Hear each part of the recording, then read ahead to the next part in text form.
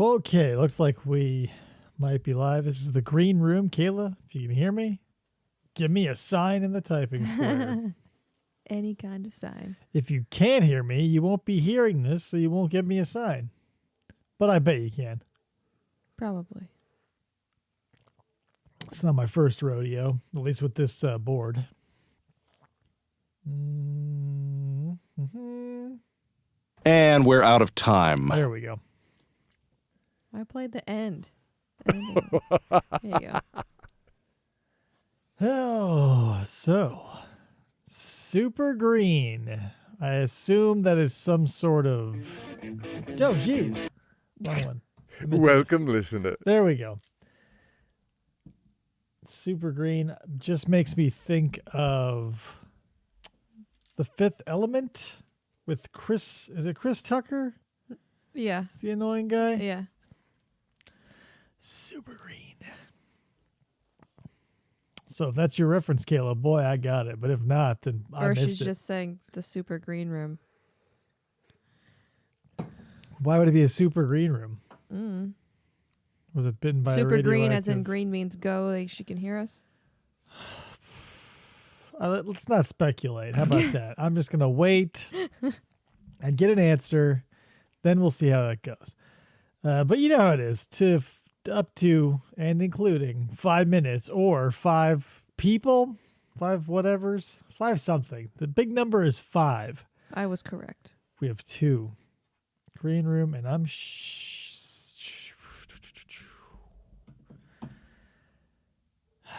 but that doesn't answer my question though. Was it the Fifth Element reference? Yeah, see, I knew it. So there. So we're both right. Mostly me though. Let's not let's not mince words. Oh. Look at my glass, Kayla. Or you can't see it. Just kidding. You can't see anything yet. Nothing. This is still the green room. You can't see I looked jack down crap. at my phone. And I was like, oh wait, no. Just kidding. Even then, I'll have to go to like a full-blown shot of you if you want to show everybody our fancy crystal. I can just put it like that. Yeah, again, I will have to. Because you're like the size of a postage stamp, depending on. And if you're watching on like a phone screen, you're not even the size. What's a postage stamp? I don't know. Mm. Where am I? Where is my brain medication? Every time I have an idea for a show like this, I think, yeah, and I get it set up, and then sitting here, I go, is it really worth it? Do I want to? Whatever this is, again, we'll see what happens. We're already doing it.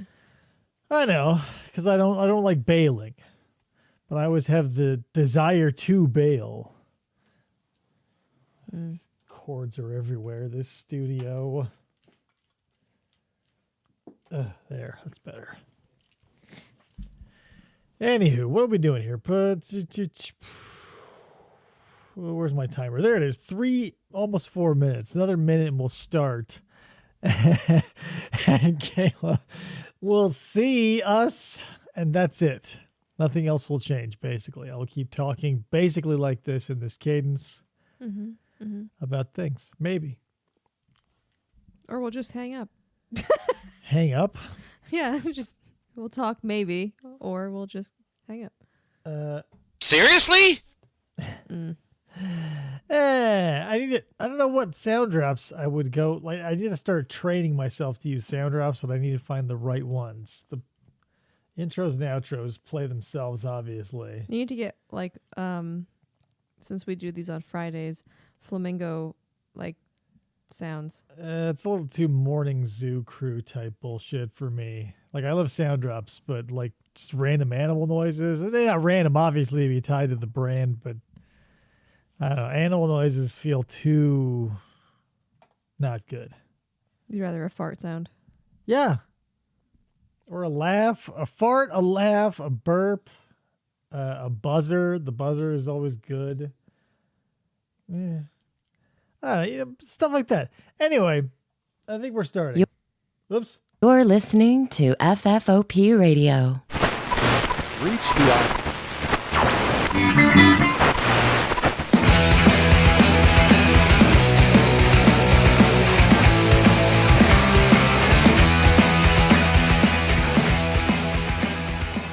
everybody. It's me, Dave, and welcome to the show. It's another episode of Everything Everywhere, the live edition, which it always is, basically. Anyway, Flamingo Friday. Look, you can't, the framing is all off, and this tripod's a disaster, but it's whatever. It's Flamingo Friday. You see it everywhere, basically. Welcome. So what I'm talking about, let me introduce Krista's over there. Wing. Hi. This camera is always just a little overexposed. I don't get it. But I forgot to fix it, so here we are. Flying without a co-pilot. Except for Big JC, obviously. He's always my co-pilot. And the second, or maybe he was the only set of footsteps in the poem. I forget. Whatever. Moral of the story is, I guess we're going to be talking about the concept of self, or like the concept of I, and my particular brand and view of it. And if you want to, obviously in the typing square, you can shoot me your opinions on this sort of thing. So when I called this dissolving the self, I don't know if it actually dissolves. Nothing is actually going to go anywhere. Full disclosure. This is just a thought experiment that if you don't want to come along for the ride, you don't have to. But so maybe we should start with what is the popular concept of self, or what would everybody like to call the self? You know what I mean? Because that's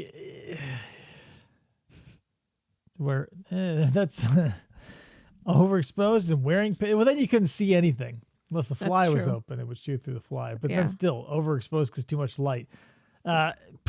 Anyway, so the idea of self. What do you want to? I mean, Krista, you probably have a pretty thumbnail version view of it. What do you think the self is? When you say I, what is the I? So here's the thing. Maybe we can start by breaking it apart in the things that we say it definitely isn't. So in common parlance, the I, the self, is not the body. Okay. So, because we say my body, this mortal coil, yada, yada, yada. So when we refer to my body, we obviously are separating the self from the body. Yeah. Because we say, if someone loses their arm, they say, I lost my arm. My arm, my body, my mind, my this, my that. So, so popularly, the body is not the self. Right? Yes. So the self is like your mind, kind of. I mean, it's not. Would you consider the self like your soul? Well, that's what we're here to discuss, I guess. So you say, what is the self? When you say, my body, and you say this mortal coil, and you make reference of everything that is physical about yourself, what is it that is making those references toward the physical organism, right? So that's what we as in like the seekers of this particular answer. You say, what is the self? We say, okay. Like, so if someone would ask, who are you? That is essentially saying, who is the self? Who am I talking to? And we give a list of either vocations or hobbies or interests, our favorite food. So, but those don't really tell us anything about the self necessarily, because you say, I like tennis, and you can talk about tennis. Well, you're not talking about yourself. You're talking about your love of tennis. So that's not the self. You aren't tennis. So we can't talk about our hobbies because that's not us. Right. So what about saying things like the kind of person that you are, like a caring person or whatever? Would be more considered the self because it's something that's from your mind, or like it's an appraisal. Like if you say, I'm a very caring person, or if there are people out there who tell you they're an empath, for instance. We've had that come up on this show before, or like they'll say, I'm an angry person, or I'm a this person, or I'm a that person. Who is it that, so you say, I'm a blank person. So that I is still behind the angry person. I am an angry person. They are identifying as what, or a happy person or whatever. So that just is pointing now to a situational thing, which means they just react in an angry way to things. Keep up with Kayla. I feel like we're keeping her out of the. If the self and the body were one arm, one and the same, then how would oneself refer to a lost arm? Well, how would oneself refer to a lost arm? Well, when it comes to slicing up your physical organism, that's the thing. When I asked Amanda this when she was on the podcast a long time ago. So, we start at the feet. You lose a foot, you lose a leg, you lose the other foot, the other leg, you lose a hand, an arm. Where, at what point of losing limbs and arms and organs or whatever are you finally gone? When you're dead. But what does that mean? Like, when your brainstem is severed from your everything else. But what if they're keeping, like, if your brain could be kept alive in a machine? Like, where are you now? Like, if your consciousness still exists and it does not need necessarily the working of this mechanism, which we can prove obviously through science. We can, because there are heart and lung machines that'll keep people alive while we stop hearts and work on stuff and as humans tinker around with the human body. So what does it mean? What is the self? So we can cut off all the meat puppet area and say, okay, we're housed in the brain. We are I. So where are we?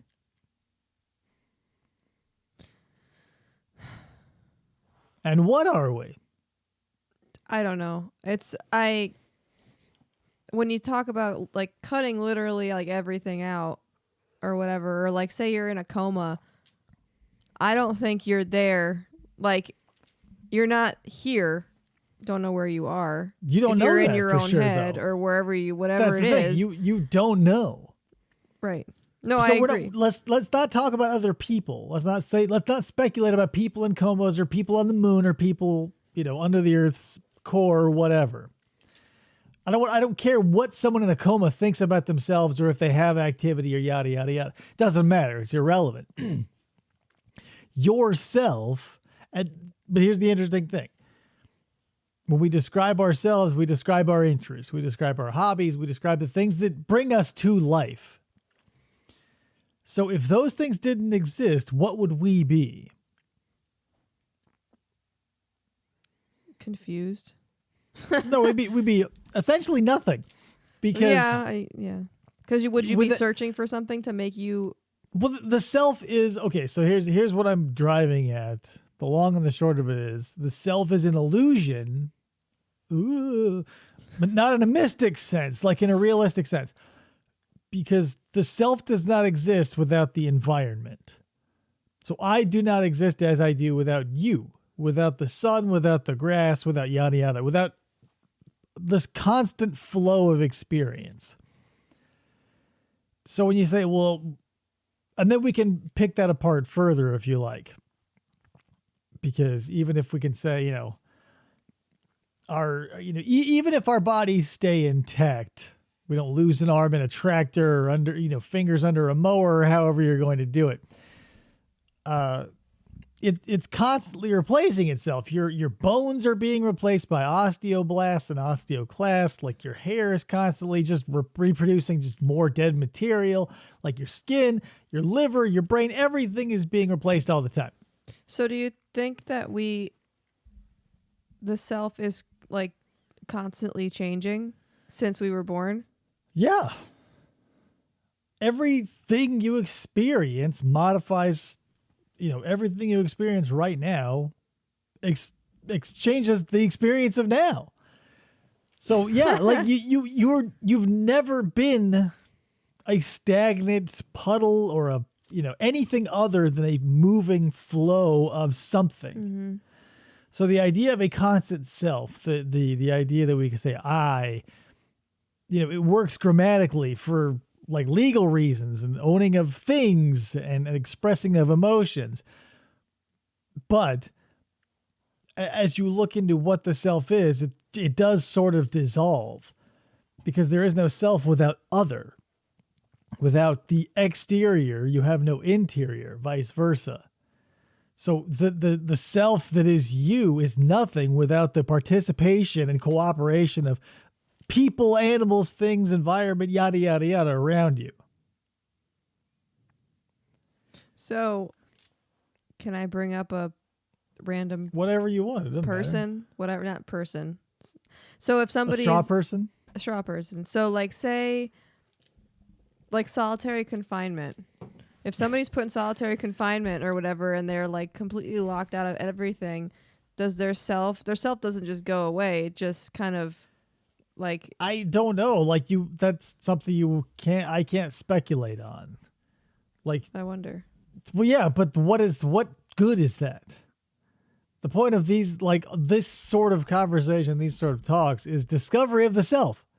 And now No, you've pulled it off it to makes two me other people. curious. Well, yeah, but you don't. But that's the thing.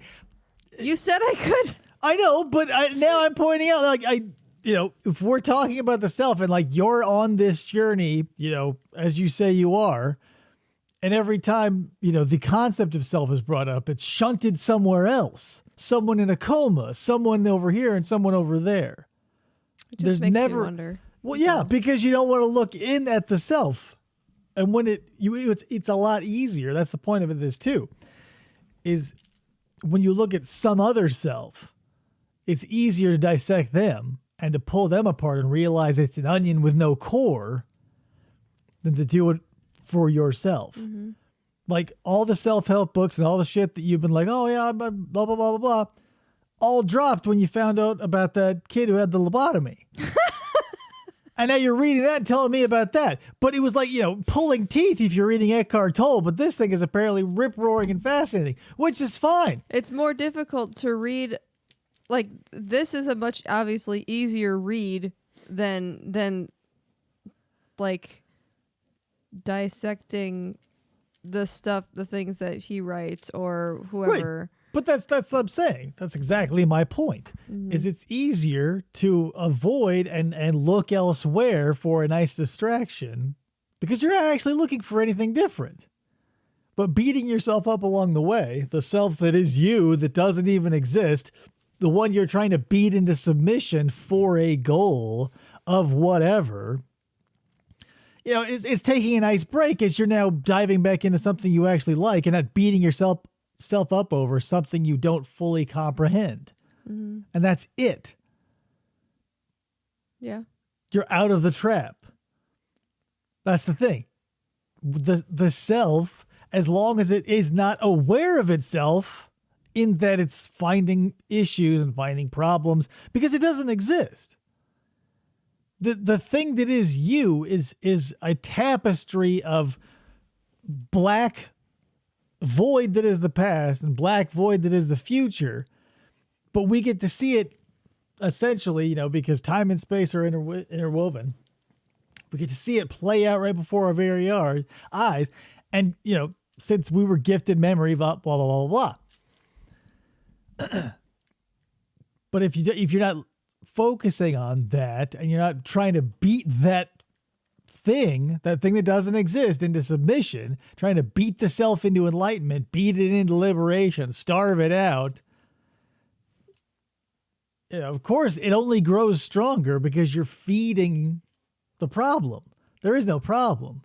When you make the problem of the self and how it's broken, then of course it's going to take an endless amount of work to fix it because it's not there.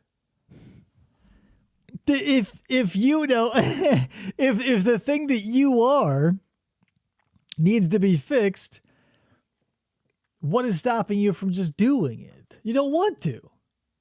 But the fact that you beat yourself up over wanting to and not being able to because you can't, or this excuse, etc. excuse, that's the opposite of where you are. So like you're hoping for this big. The self is always looking for changes, always looking for improvement, but it's never a static anything. Think of it like this.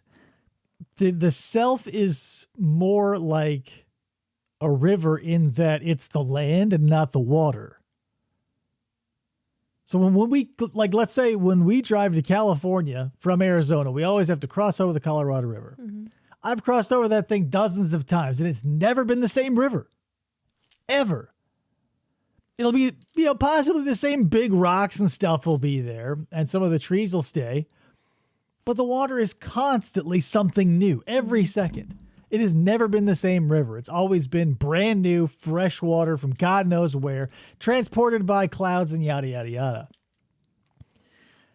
And that's like the stream of thought. The concept of I is the whatever holds the concept of thought in it. But that's the thing. They're both ideas. The idea of self holding the stream of thought. It's erroneous. When you think, you are your thoughts. When you're acting, you are your actions.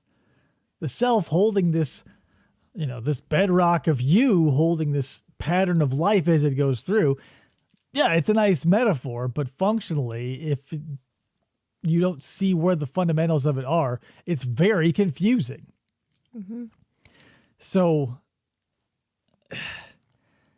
but that's just it. Is like when you are looking to find it, it won't be there. Because where can it be? Like, what are you looking for? What would you find to prove to yourself that the self is there? Oh yeah, I have no idea. Exactly. But we're all guaranteeing it's there. It's kind of like the soul. The self is just an idea, but the self is just like one little facet of a huge, vast, complex, whole big thing going on called the universe. So to say, well, I am a completely separate from everything, it's wildly inaccurate because you are so interwoven. I mean, mentally you can check out and of course, you can trick yourself into thinking that like everybody is either beneath or above you and blah, blah, blah, blah, blah. But we can get into that another time. Moral of the story is no matter what you think you are because it's just an idea. You say, I'm a kind person.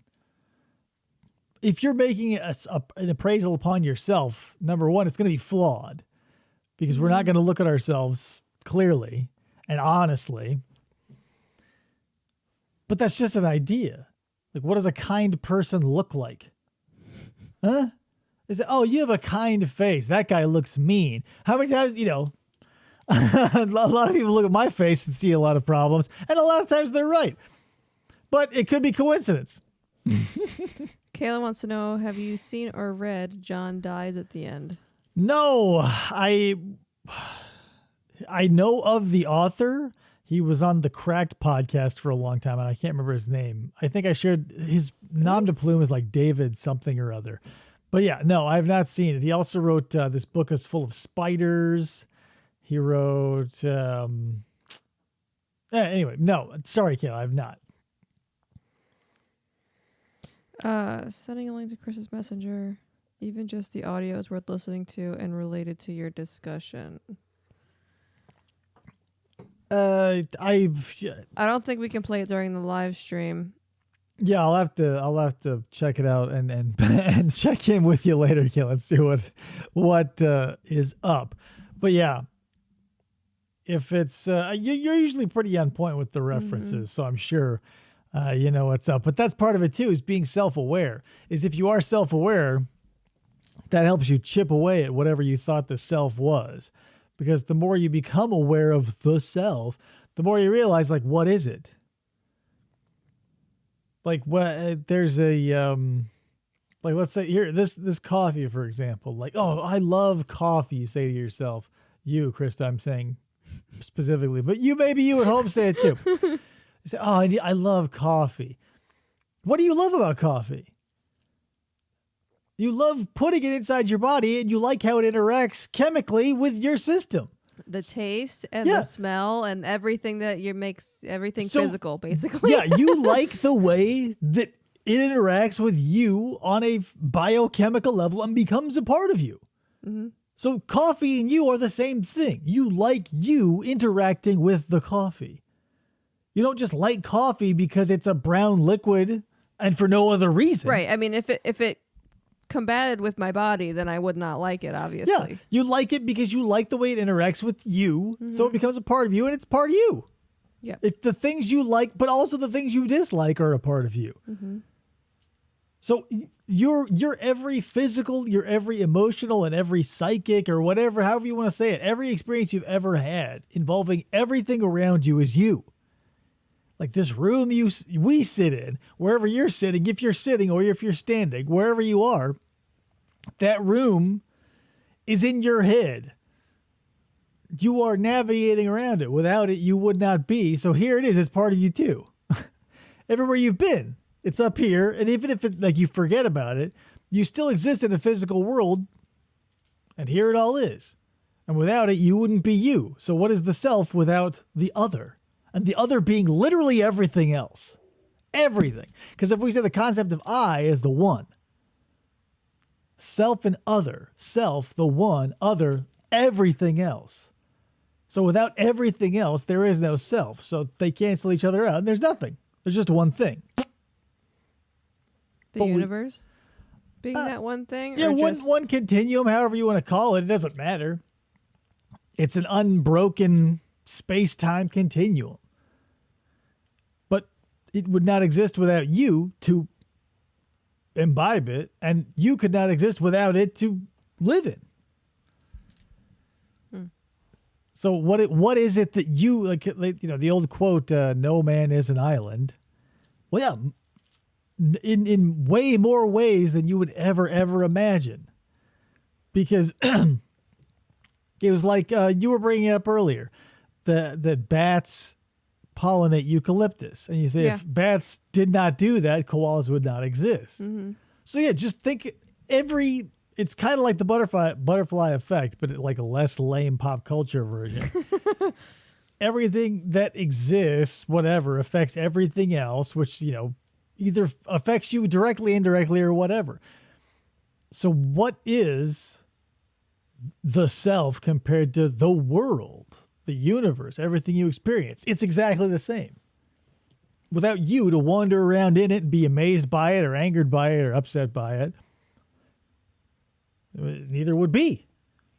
That's true. So the self is nothing. Technically, it's half of something, but half of something is nothing. What's half of a quarter? Give me just the heads.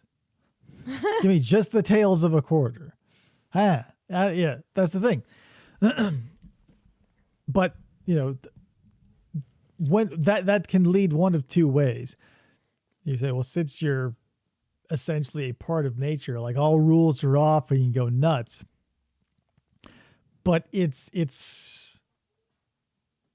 more freeing than that, because it can also be scary if you go, oh God, there is no such thing as the self, because it's just this big continuum that feels completely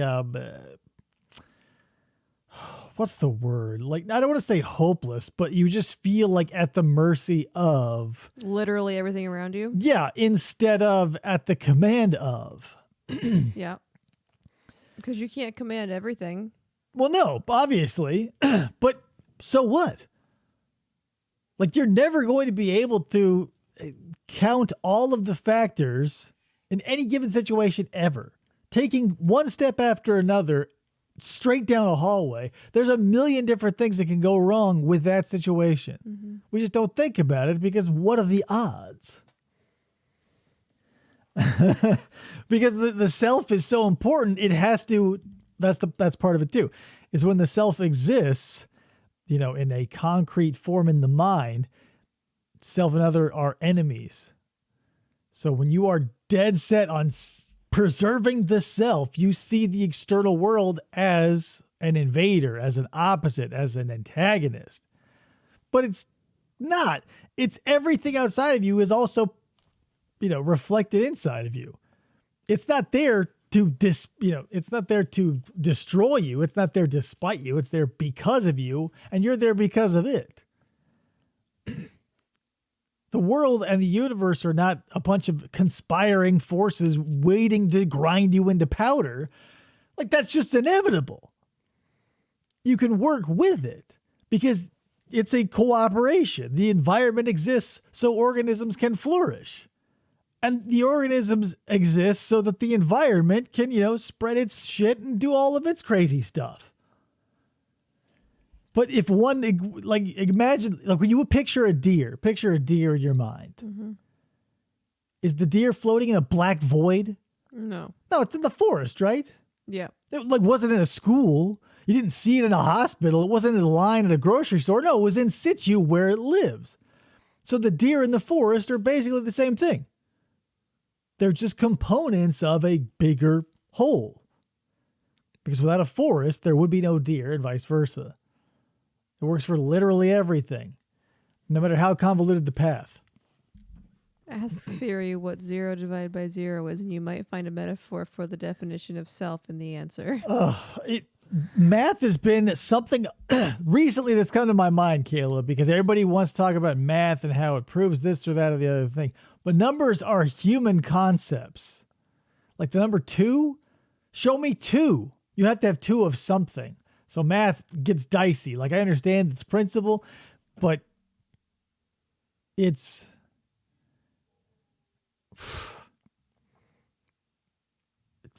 crazy.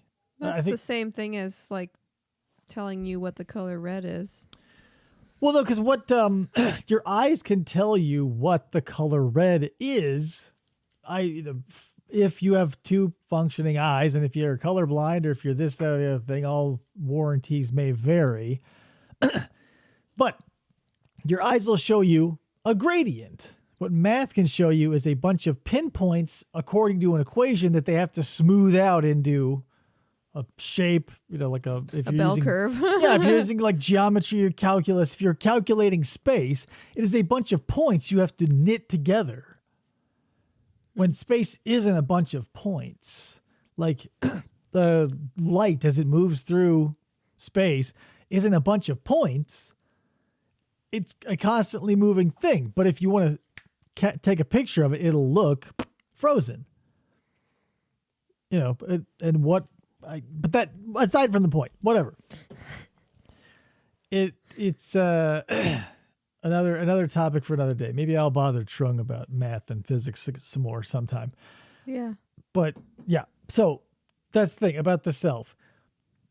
The more precious you keep that, the further you are from what you are looking for, if you're looking for some sort of unity with things. People feel disconnected. This doesn't even have to do with like cockamamie bullshit, nirvana, moksha, yada yada. People in plain English will tell you they feel disconnected from the people around them, from their environment, because the further you build up the self and the importance of self and the preciousness of self and the otherness of self, of course you're going to feel disconnected from everything around you. Because you're so full into what you're trying to do for you. Yeah, the more you build up this idea of self, your ego, if you will, the concept of I, and it becomes this thing. Yeah, of course, it's going to cut the people around you into these divisions too. Because your ego is going to now have to be weighing and measuring things, and it's going to have to see which is better and which is worse and which will benefit me and yada, yada, yada. So the more precious you keep, that idea of the self, the more disconnected you are from people. That's like with like narcissists or sociopaths. Like their thing is they're focused solely on themselves. Mm-hmm. But that's it's not themselves, the core self, which is nothing. It's the ego, the idea of the self. So the idea, and that you'll see that too, is most of the time these dudes and ladies, whoever they are, when they're focused on themselves, it's not just how they think of themselves. It hardly ever is that. It's what other people think of them, and how, it's always about appearances. Right. They have to make themselves look good, even though they know. Yeah, but all of that is just window dressing, essentially. Like the self doesn't need to be in a Ferrari. It doesn't need to be an Armani suit or wear a Rolex or any of that shit. Like if you can afford it, great, go for it. Like there's nothing wrong with, spending it if you got it. I'm not here to bash on anybody rich, poor, or in between. But if the idea of you is messing with the actual you, Right. you'll feel that disconnection because you'll keep seeing yourself as something other, something special, something worse, something whatever. Whatever disconnects you, you can feel, a superiority complex. And if people are beneath you, you don't want to be around them. You can feel an inferiority complex. And if people are too above you, you're too beneath them for the interaction. It's the same situation. So why cultivate that thing that only serves to disseminate you from everybody else? I know everybody wants to feel special about their uniqueness and the pronouns and identities and this, that, or the other thing. And I think that's great to a point. But if you're using it to a point where like the self is now this ego in this skin puppet that is constantly changing, you will live or die for words. You'll live or die for ideas, for principles you'll never have to come into contact with. Mm-hmm. Rather than just enjoying what is now. You'll worry about where your groceries are. Thank God for apps, right? And you'll worry about this shit that has no tangible value, no logistic value, no literal value, unless you want to burn your time on it. So, I guess it's just Kayla here, but not that, if people listen later, whatever. So you think that when we go away somewhere, California, up north, whatever, and I always come back from there feeling like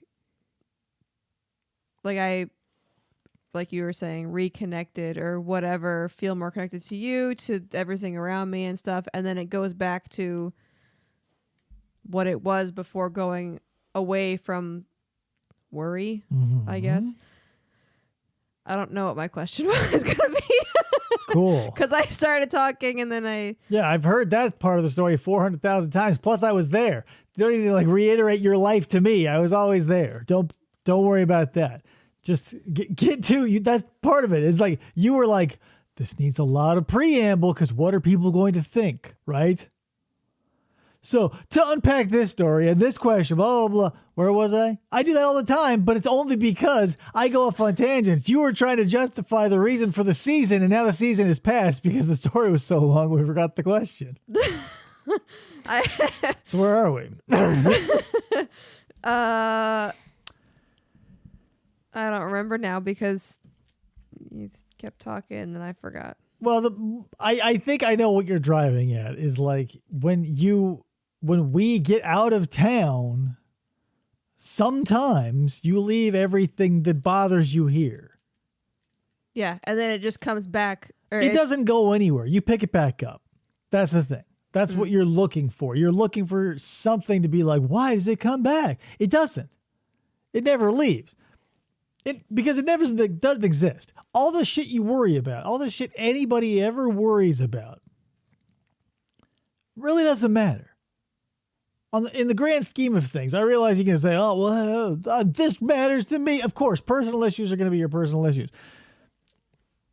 But when it comes down to this sort of thing, none of it matters. Whether your Amazon delivery is late or whether there's someone who is being annoying in the line at the grocery store or whatever. Wait, okay, hold on. Were you always there, David? Were you? Or was it your physicality and not yourself? Depending on when you catch me, this is the most recent version of myself. Operating system is constantly in a patch. That's the thing. I don't think, if you want to get right down to the nitty gritty, I don't think there's a core to me as a person at all. Like if we're going to say, dissect and dissect and dissect and dissect, and we're going to go deeper and deeper, looking into each layer to find the core, what is driving the self. I don't think it's there. I think, there's no nugget that I can point to and be like, that, bingo, that's me, or that's the soul, or that's the self.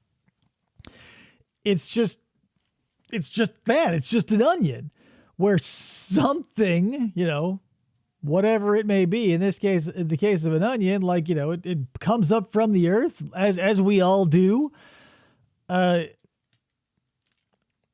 Because we don't build around a core.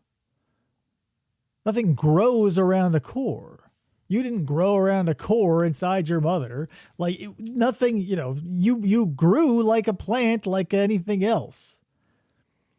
So if we're constantly looking for that core, like that sweet spot in the everlasting gobstopper or whatever, if you get one of those giant ass jawbreakers and you go down and down and down and down.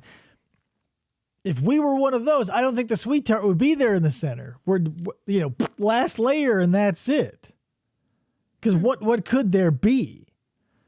You grew from, cells that were then fed by physical matter that were once other living things, which you now continuously do. A bunch of crap has to die to keep, this you going. But what is it? If our body is constantly being left in little, skin piles and our hair falls down every once in a while and, we're leaving it places. And it's constantly regenerating. So we can't rely on that. Like not even our bones are around, super, super long. And our opinions can change. Mm-hmm. So we're not necessarily our beliefs if we can be swayed. So what is there? Right? That's the last layer. Blows away. Everything. Now you're making me think of the Mr. Rogers song. Everything grows together because we're all one piece. That's for real. Zen. That is for real. Hashtag Zen indeed. The I like it does sound like simplistic and it sounds stupid and you go yeah, who cares, obviously, because it just lends itself, obviously, because we've all learned it as a kid, right? We saw the food chain essentially where we go, this is the sun goes down and the grass turns it into food. The cow eats the grass, which then that's food, and then we eat the cow, blah, blah, blah. Nobody eats us except for when we're dead and worms eat us. Right, but bacteria, it doesn't matter. That's the thing. Everybody thinks that the next step up in the food chain is bigger, smarter, faster, but everything goes to the single cells in the end. Mm-hmm. Bacteria will break it down, and then the bugs, so little stuff gets you, not the big stuff. But look at that. Energy from the sun and matter from the earth that doesn't escape. It's in a constant recycle. So you're just running yourself, replicating, and, eventually you wear out and you go back. And so, that's what they went looking for in the old days when they were, the ancient Greeks, they went poking around inside the human body for the soul and they couldn't find it because they wanted that apple in the center of the taffy. They wanted the experience of the body to be that delicious caramel, but in the inside there had to be a nugget on which it was wrapped. Yeah. But it's not. Because the concept of let's say if it's your opinions, if it's your beliefs, and those can be swayed given evidence or, if you're easily manipulatable or whatever. You're just part of everything. There is no you, there is no me. It's all just one big thing. But grammatically, we have to, so we're not constantly bumbling around saying that for every object and every piece of paraphernalia in the world. We chop it up. But in the chopping up and in the naming, we forget that it's all from a closed system. It all came from the same place. And back before people knew, the universe was as big as it was, you can still just focus on Earth if you want. Because it's not like matter is, unless we're shooting into the space, obviously, and then we're screwing around with it. But by and large, things don't disappear into the atmosphere and fly out into space. Mm-hmm. Everything that has grown and fallen apart, trees, They could last thousands of years, and their wood takes hundreds of years to break down, and then it becomes a piece of furniture and lasts hundreds of years longer. But all of those atoms and molecules and all the building blocks and all the energy that it is has always been around. So what was that tree? It's always been. It's just its consciousness has been, shifted. And once we became conscious of ourselves, we became self-conscious. That's when we built up the idea of the self. It's separation from nature. It's separation from everything else in the universe. It's a very special little, our self is a very special little thing. But it only serves to divide us. All of ourselves, we can say, well, myself, what am I? I'm this, this, this, and this. So those are the people you associate it with. And tribalism becomes a thing and blah, blah, blah, blah. As soon as you chop up things, you get to say this part I like and this part I don't and blah, blah, blah, blah. So you think the concept of the self is what makes people afraid to die? Yeah, more or less. Because what else could it be? If the idea of you as a thing ceasing to exist didn't scare you, then what would?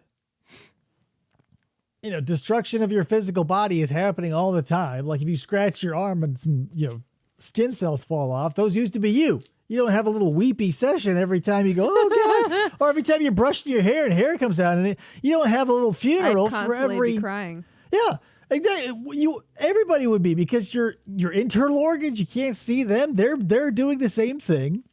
So I'm thinking about the documentary we watched about Buddha. Do you believe that like Buddha like didn't believe in the sense of self and like? Well, that's what liberation is. The dissolution of self. Liberation is realizing, whatever you want to call it, nirvana in this case, if we're talking about Siddhartha. If we're talking about nirvana, that is the whole crux of it. Once you realize the self is an illusion and all the things we do are basically constructs of our, collective imagination, buildings and money and all the different ways we cook food and have fun and play games, all came from our imagination. And so did the self. And when you realize that, and you can disconnect, not disconnect completely, obviously. I feel like we've gone over that, though. But once you get that and you disconnect and you go, oh, okay, there's no such thing as me. It's just this. This goes on regardless. It went on for a long time before. It'll go on for a long time after. Hypothetically, all we know for sure is we're alive now, possibly. We're all willing to agree that talking to one another, this is fairly good facsimile of life without getting into the finer details and cutting hairs and getting into conspiracy theories. But simulation in a simulation. Right. But if you realize that, all of the things that cause you stress are only here, bam, that's it.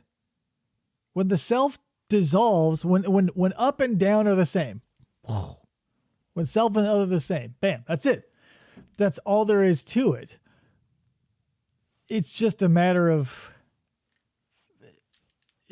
getting that into like a stage of belief past the brainstem. Because when you say, like, just look at it this way: when someone says, would point to yourself, right? Where do you point? Right, because you don't go here, right? You say, hey, who are you? You go, me. You don't go, me. Right. Nobody points at their head. We always point at our heart. Yeah. This is me. So we feel something here. So no matter what we know intellectually, no matter what we learn, no matter what we imbibe and remember, unless it gets past whatever is in the neck or whatever is keeping it from being a part of you and not being something which is also an idea. Because once you know it, it's a part of you. Yeah, because the heart always like signifies emotion, Right. and the brain is always knowledge, right? I mean, not knowledge, like Right. But that schism is where we're at. yeah, Again, your brain and your heart, as long as self and other exist, brain and heart. You're like, why can't my heart get with my brain, blah, blah, blah, blah, blah. It's because you think they're separate things. Where does your heart, like if you were to look at your heart from the inside and you were to look for a seam all the way up to your brain, where would you be able to pull those apart, do you think? You couldn't, right? We're a continuous organism. yeah. So where is this separation happening? Are our heads actually floating above our torsos? And that's it. When you dissolve the self, in this case, the idea of self with the idea of other, that's when you maybe start, or it can go either way. It doesn't matter. You work any way inside you can. But you realize the heart and the mind are the same thing. If you know something, but don't believe it, you don't believe it. But you can't, there's no amount of beating yourself, or there's no amount of proselytizing, there's no amount of convincing the self to believe something, because the self is a construct, and thought and belief are also constructs. A memory is God knows what. Chemical signature that's somewhere, or maybe it's electrons, or who knows. So when we're fighting over this idea of self and other, and we can't take the things we learn and remember and turn them into things we believe, there's where your disconnect is. And that's it. Once you find out that there is no, it's not a matter of this and that, or rather it's this or that. It's this and that. Because there is no this without that. There is no heart without mind. Mm-hmm. Have you ever seen a face without a head? Ever seen a head without a body? I mean, obviously there are accidents that happen. But by and large, when you see an animal walking around, its head is followed by a body. They don't arrive at different times. So that's it. That's the thing. When you dissolve the self and you go looking for it, and if you're honest with if you're honest with yourself, that's another thing about this stuff too, is the language will be full of dichotomies that people will go, well, blah, blah, blah, blah. I don't think yada, yada, yada. And you have like that. Here's the problem. Language is flawed no matter what, no matter who, no matter where, no matter what. You're not going to be able to explain reality or explain concepts like this in any way, shape, or form that resembles a facsimile of even 0.5% of what it is. So if you get it, you get it. And if you don't, you don't. And if it clicks, it clicks. That's it. So if you need to imagine a little drawbridge at your neck that you go toot toot and to let the tugboat of knowledge into your heart, do that. If like doing a ritual to the moon works, do that. Whatever you need to do to get that coordination of mind and body, I don't care what it is, do it.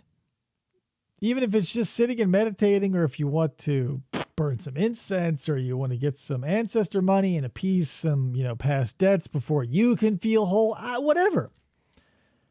Whatever you have to do to talk yourself into the fact that it's all just one big wave that we're on the ocean of. Because a wave that moves across the water isn't actually moving. It's the wave is moving and the water is just going up. There's nothing happening. You're just a wave and you're moving through the water. But if you think that wave is ultra special and you're so worried that it's going to crash, it's going to be a real shitty existence, because all waves crash. It's the nature of a wave. So don't fight the inevitable. That also helps too. When you start slow or start big or start fast or start whatever, however you want to do it, if you want to do it at all. I'm not advising this. But if you do it, and those things start to drop away, it's been an interesting experience for me, Because as the bigger ones have fallen, I go, whew, and now we're down to like the little sticking points that are like becoming more and more of like personal pet peeves as I'm weeding them out. It feels so like ultra hypocritical. It's impossible because as you become more self-aware of your behavior and of whatever your pattern of existence, and you start paying more and more attention, you go, oh, there's another one, because you feel like, oh, I got them all. But the closer attention you pay to yourself, instead of worrying about the outside or worrying about, work or family or this or that, anything other than right here, right now, you go, ee. But that's part of the, if you want to, here's a metaphor. It's like weeding a garden. Like if you say you were gifted this big plot of land, right? That's your life. And you decided to take control of it like I did around 35 or whatever. There's a shit ton of weeds in there. So first you run like a tractor over it, right? And that clears a shit ton of mountain. You go, whoo, big issues, gonzo. But then you go around and start planting seeds and you start trimming and cleaning up this or that. And then you see one weed over here, one weed over there that got missed. You go, oh my God. And it feels like just like weeding an actual garden would feel, having a tractor bulldoze the whole thing and then having to go one by one, half a dozen, a dozen, 2 dozen. Now you're just like, dink, I thought I got them all. And, the first one, you'll feel like, I can't believe it. One got through the net. But as you find more and more, if you're doing it, whatever you want to call right, if you're doing it right, each subsidiary one you find, you just go, another one, ding, boo, if it's that easy. If not, then you struggle with it a little bit, but whatever. Again, it's not actually like a garden at all. That's just a metaphor, and that's this language, then I can't describe the feeling to you other than that. So good luck. Anyway, I feel like that's enough of me yakking for a while. I appreciate you coming by and taking a listen and or a gander and or whatever you did. I feel like my camera I needed a new tripod. The camera definitely moved because there's not supposed to be so much space on the other side of that mask. This is bull crap. But it's the only one I got in the right size. Anyway. And we're out of time. Yeah, once again, thank you for tuning in the present, whether it's actually the present or it's the future. I appreciate it. We will see you probably some other time on whatever this has been. We don't really do staff recommendations anymore, so I'll see you later.